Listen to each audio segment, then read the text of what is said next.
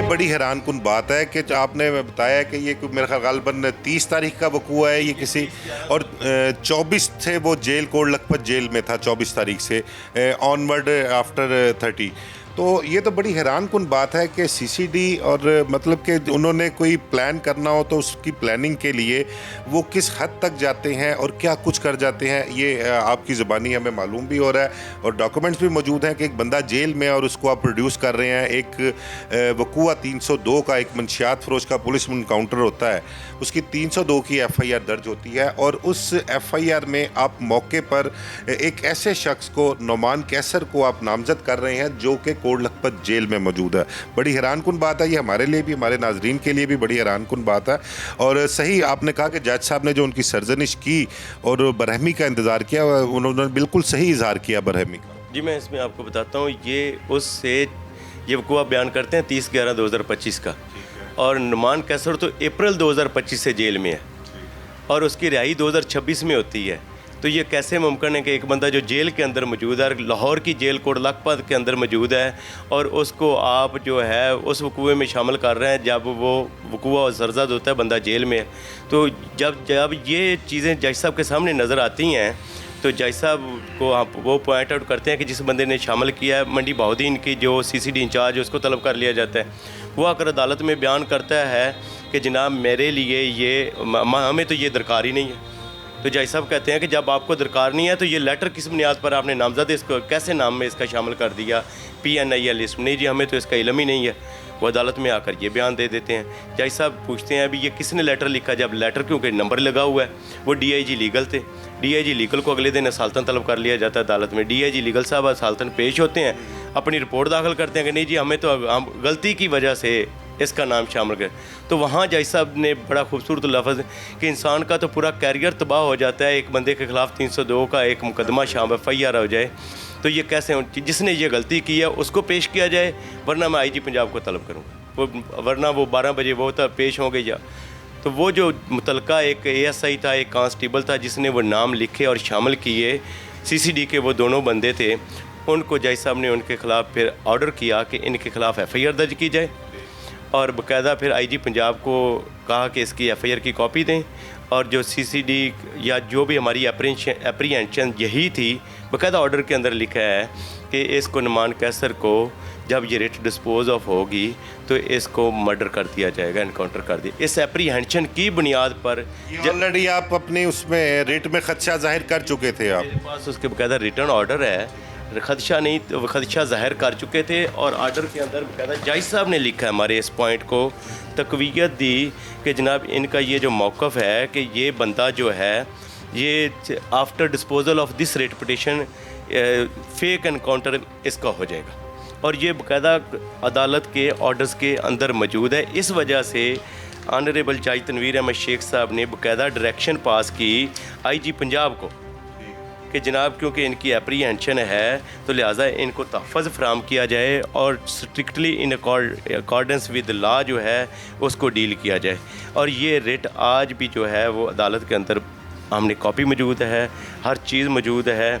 जैसे ही वो writ dispose of होती है, मीनवाइल नुमान कैसर की ज़मानत मंजूर हो जाती है और 10/3/2025 को जब वो 7 बजे या 7 बजे के राउंड अबाउट उनके वारसान के मुताबिक या उनके लवाहिकीन जो भी पाकिस्तान में मौजूद हैं, इसके अलावा अच्छा इस केस को परसू कौन कर रहा था पाकिस्तान में नुमान कैसर के साथ? जी कि नुमान कैसर के साथ जो परसू कर रहे थे, पहले तो उनके एक दोस्त कर रहे थे और एक इनकी हकीकी खाला है, आंटी है, वो नुमान कैसर का आसफा, जिनका गालबन आसफा शाहीन उनका नाम है, वो परसू कर रही थी अदालत के अंदर। ये वो डॉक्यूमेंट है जिसके अंदर बाकायदा जज साहब ने लिखा है, ये बाकायदा कि जनाब मैं आपको दिखाता हूँ और ऑर्डर भी दूसरे भी सारे दिखा देता हूँ। ये डॉक्यूमेंट्स है जी, देखें जो अपना इन्होंने खदशा जाहिर किया था कि ये रिट डिस्पोज ऑफ होने के बाद इनको खदशा है कि नुमान कैसर जो है उसको पुलिस मुकाबले में, जाली पुलिस मुकाबले में मार दिया जाएगा। ये रमज़ान रूटी साहब की तरफ से एक इस्तदा जो है वो हाई कोर्ट में भी की गई थी, एक दरख्वास्त रखी गई थी, खदशा जाहिर किया गया था। तो इसके अलावा और भी बहुत सी डॉक्यूमेंट्स इनके पास मौजूद हैं इस केस के हवाले से। तो मज़ीद पूछते हैं कि क्या कहना चाह रहे हैं। खदशा था तो जज साहब ने उसको वाकई ही क्यों, जज साहब ने पिछले डॉक्यूमेंट्स उसका नाम शामिल होना, वैसे ऐसे मुकदमे में 302 के मुकदमे में और दूसरी चीज़ों की बुनियाद पर जज साहब ने भी इसको ऑब्ज़र्व किया कि सीरियस एप्रीहेंशन है और ये बरकरार है, इस वजह से मैं ये ऑर्डर पास कर रहा हूँ और इनको जो है वो तकवीयत।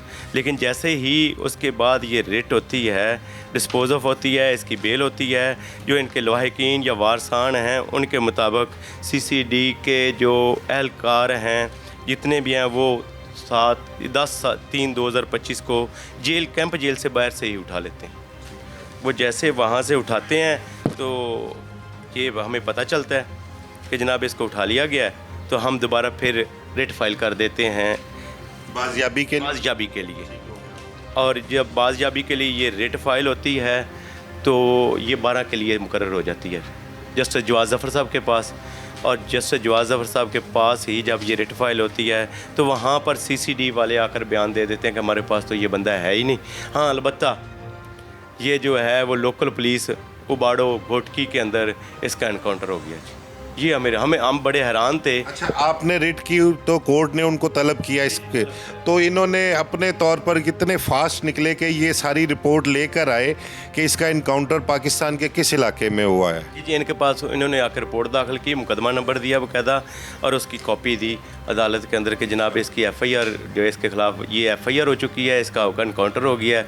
इस तरह ये बंदा, लेकिन क्योंकि मजबूरी थी अदालत के पास भी, अब कोई और ऑप्शन नहीं था क्योंकि हमारी तो बाजियाबी के लिए रिट थी, तो उसका मर्डर हो गया है। वो जैसे भी हुई तो वो रिट डिस्पोज ऑफ हुई, तो डिस्पोज ऑफ हो गई। उसके कोर्ट की तरफ से कोई ऑर्डर नहीं आया इसमें मज़ीद कोई, या जो आपने खदशात जाहिर किए थे, ये जो आपने एक रिट दायर की थी कोर्ट की तरफ से यही था कि आपके पास जो अल्टरनेट रेमेडी हैं, अगर आप FIR करवाना चाहते हैं किसी पे या आप जो इस्तगासा दायर करना चाहते हैं, जो अल्टरनेट रेमेडी है वो आप अवेल कर सकते हैं। तो उस हवाले से कोई गए हैं कोर्ट में आप लोगों ने, या अपना नुमान कैसर के जो कोई आंटी थी या उसके फैमिली मेम्बर जो थे बाकी?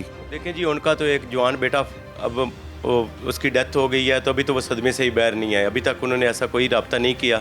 हो सकता है कि इस सिलसिले में कि उन्होंने अभी कोई रब्ता नहीं किया कि वो आगे क्या कार्रवाई करना चाहते हैं या नहीं, लेकिन अब हो सकता है वो करेंगे अगर जिस तरह उनके साथ वो किया गया है या सलूक हुआ है या जिस तरह मर्डर हुआ है या जो भी है एनकाउंटर हुआ है, ये अब वो बेहतर जानते हैं कि वो अपनी क्या रेमेडी हासिल करते हैं। अच्छा रमज़ान साहब, ये बताइएगा कि ये जो नुमान कैसर का बेनोई था जिसकी FIR 109 की दर्ज थी, इसका और इसकी जो अपना बहन के जो मामला थे वो झगड़ा किस बात पे बताते हैं, उसने तलाक क्यों दी थी? क्योंकि बहुत सारी चीज़ें सुनने में आ रही हैं कि शायद जो इसका नुमान कैसर की बहन थी उसकी 2 बेटियां थीं और बेटा कोई नहीं था, इस वजह से उसने सोराब साइकिल वालों का जो बेटा था उसने इस झगड़े की बिना पर कोई तलाक दी, ऐसे कोई बात थी? देखिए जी, ये तो उनकी ज़ाती मामला थे, मुझे इसका इल्म नहीं है। अलबत्ता क्योंकि जब ख़ानदानी चीज़ें आगे ना चली, उनकी शादी आगे ना चली, तलाक हुई, कोई चपकलिश होगी, मुझे इसका नहीं आइडिया।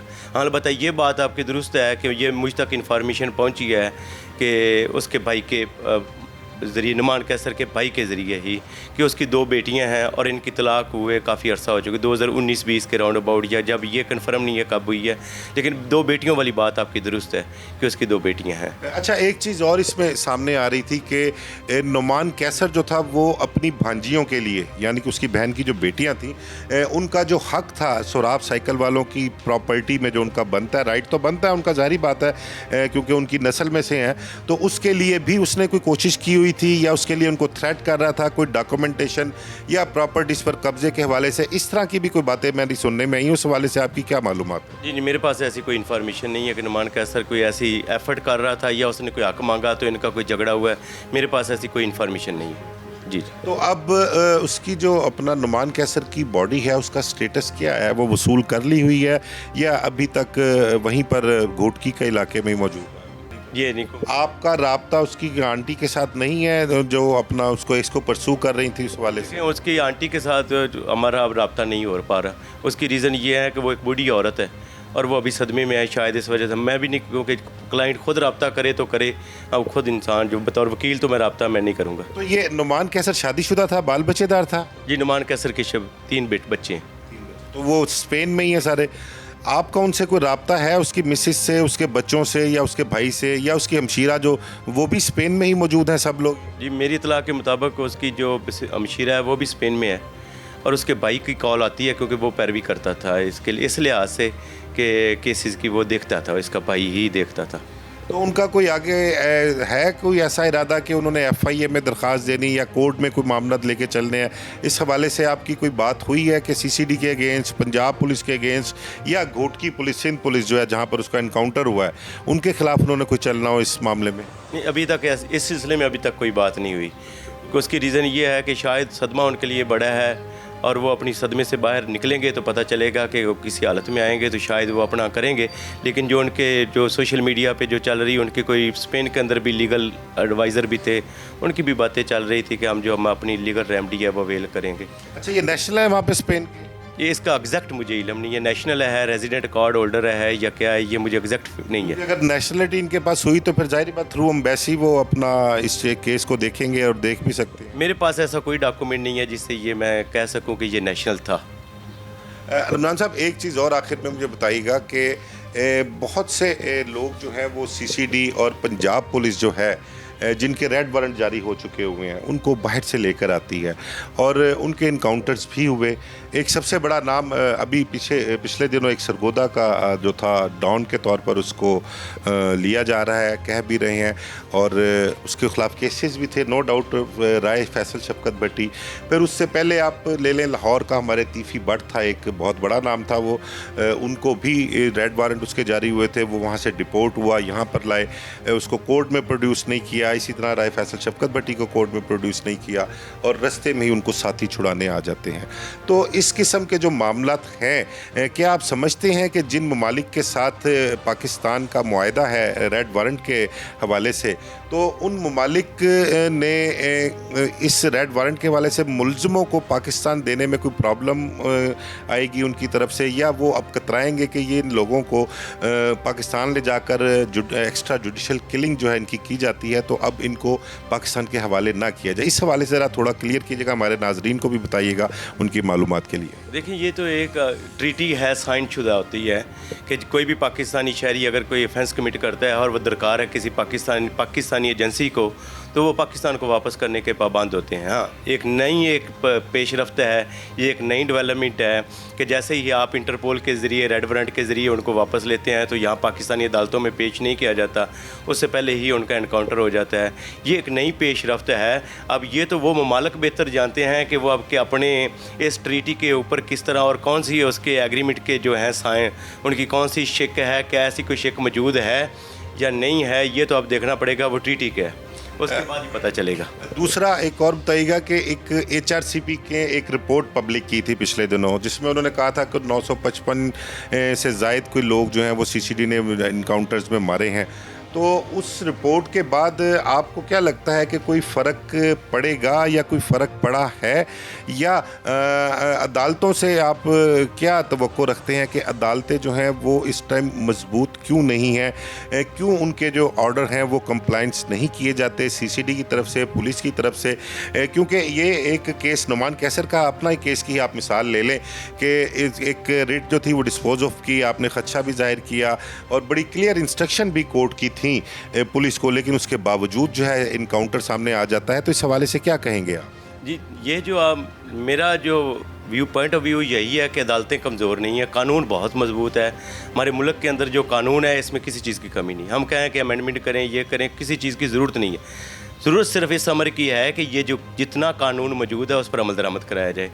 जहाँ तक ये बात है कि अदालतें बहुत मजबूत हैं, अल्हम्दुलिल्लाह मुझे पूरा यकीन है कि अदालतें, इतनी ज़्यादा रिट पटिशन पेंडिंग है हाई कोर्ट के अंदर कि जब ये अपने मंतकी इंजाम तक जब इनके फ़ैसले होंगे तो उसके बाद उम्मीद है कि बहुत सारी चीज़ें बहुत सारी जगह पे खुलेंगी।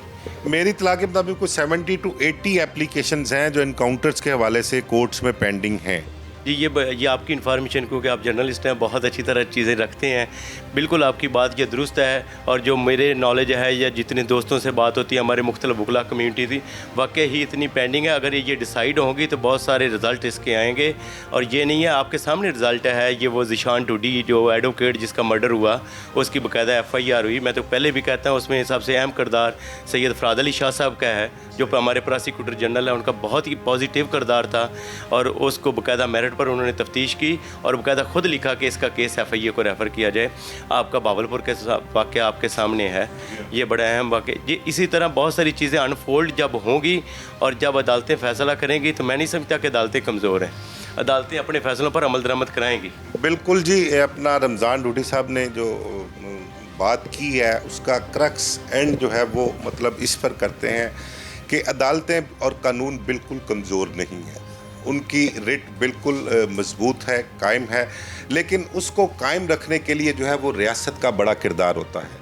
अब जब रियासत जो है अदालतों के फ़ैसले जो हैं उन पर इम्प्लीमेंटेशन नहीं करवाएगी तो वो फ़ैसले कैसे अपने कह लें कि एंड को पहुंचेंगे या उन फैसलों पर किस तरह से अमल दरामद होगा।